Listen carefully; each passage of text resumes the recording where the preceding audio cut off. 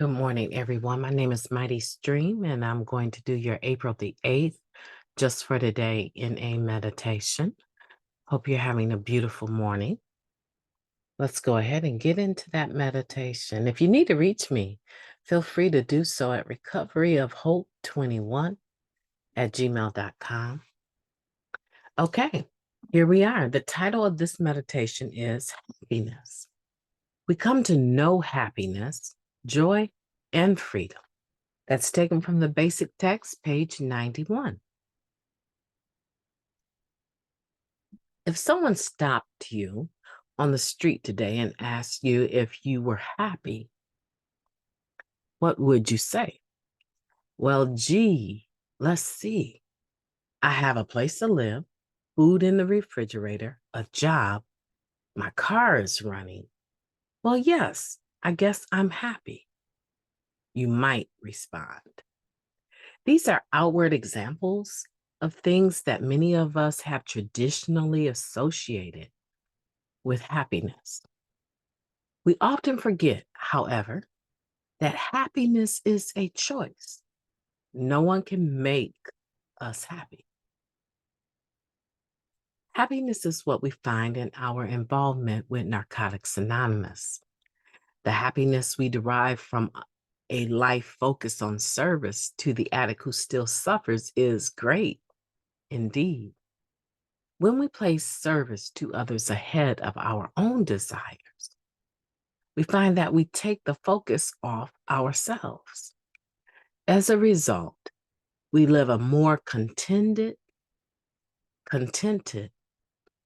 harmonious life. Let me repeat that. As a result, we live a more contented, harmonious life.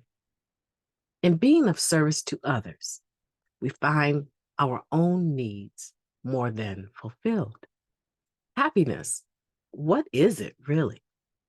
We can think of happiness as contentment and satisfaction.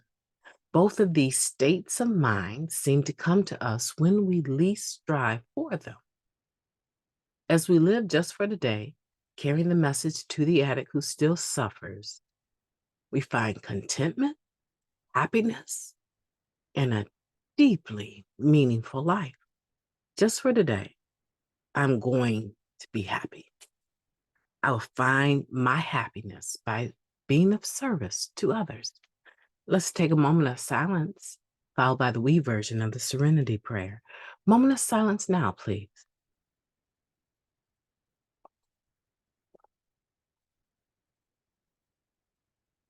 Thank you. God, grant us the serenity to accept the things that we cannot change, the courage to change the things that we can, and the wisdom to know the difference. Where are you at with happiness? This sentence, this quote from the basic text. We come to know happiness, joy, and freedom. How do we come to know happiness? For many of us, and I can say for myself, my happiness was dependent greatly upon whether or not my outward signs of achievement, attainment, materialism had been attained. If what I had on the outside, the home that I lived in, the car that I drove, the husband that I had, if those things looked good on the outside, it would appear that I was happy. However, there was something that would always happen in my days of using because I was a functional, right? Somewhat functional addict. I still had problems getting up and getting ready for work on time on Monday morning. But after I got to work on Monday morning, there was a routine that took place until 5:01 Friday night. And I would master that routine, no matter how much I used during the week. I had a routine during the week, so I was a functional addict. And I realized that even though I wasn't living in poverty, I had nice vehicles. I wore anything that I wanted to wear. I wore some of the most beautiful suits that a girl could want to wear. I invested in my wardrobe immensely to an overflow. My hair, my nails, everything about my outside would make a person think that I was very happy. However, without fail, soon as I put the drug in me, I would become depressed. I would become overly analytical and conversational. I would become ready to debate at a drop of a hat. And in this using state, I would always see that I was a fake. There was nothing that was really, truly happy about my life. My connection to my higher power was false. My presentation of being a spiritual individual was false. My love for others was questionable. I would start seeing what was really inside of me, which was a lot of self-loathing. And this mirage of happiness was something that I created. Now, let's fast forward to when I got clean. This is what I figured out. Even though I put the drug down, there were still these moments of realization that I was a miserable mug. I was not happy at all. And the thing about this is that it went on and on and on. And there was no drug within me that would alter my perception. I realized in that moment that it's a state of being that I choose for myself. I choose it amidst my storms. I choose it regardless to what's going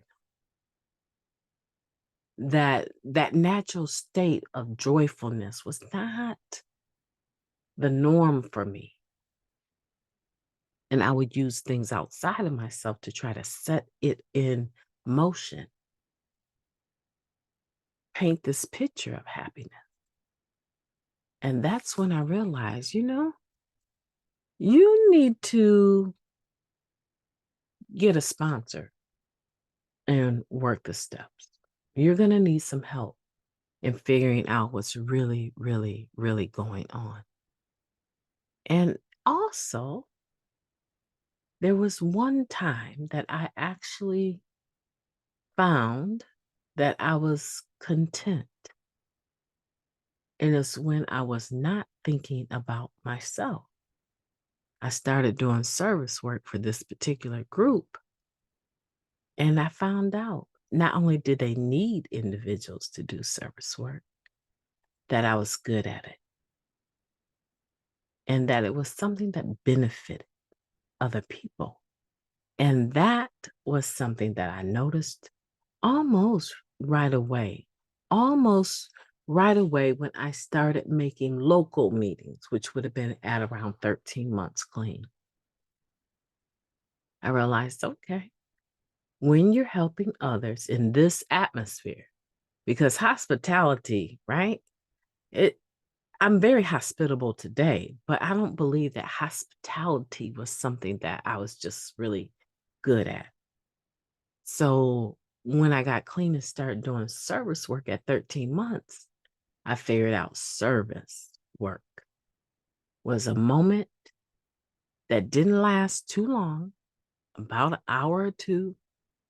And in the doing of the service work, I relinquished the obsession with myself. It was like a form of meditation, actually, for me, because I wasn't thinking and chasing my own thoughts. I was like, oh, that put me on chill. I like that. And I did more and more of it and always have. My name is Mighty Stream. I've enjoyed talking to you. I hope that you will have a beautiful day on purpose. I intend to talk to you soon.